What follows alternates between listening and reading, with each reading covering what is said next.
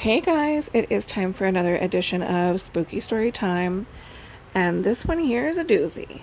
So, for a while I was doing house cleansings, spiritually, with sage and calling in Archangel Michael, the protector, and I was called to a house that was having some very, very nasty activity.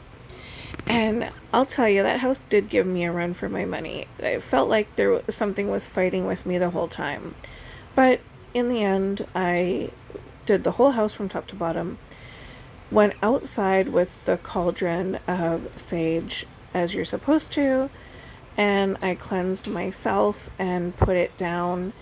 However, I found out from my friend who had taught me very well that because I didn't do my whole entire self, I didn't, do under my feet and everything. I just sort of surrounded myself in the sage before I put it outside.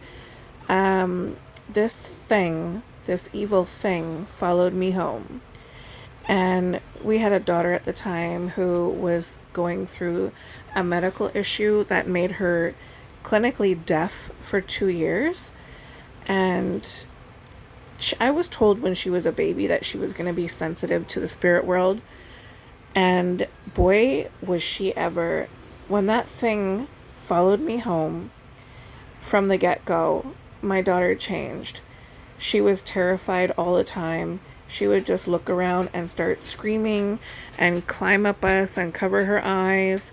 It was awful. It was like it's like something there is there picking on your kid and you can't see it. It's the worst feeling. So I called in my friend, the psychic medium lady that I've mentioned before, and she came in and right away she was like, "Oh my goodness." And she's not one to watch her tongue. She said, "This bitch is nasty." She said, "Imagine one of those women from the scary movies in the white nightgown and the long stringy white hair and the bitchy face." She's like, "That's exactly what she looks like. And she's picking on your little one because she knows she can see her and it's funny to her." And that just pissed me right off. So anyways, we cleansed the house.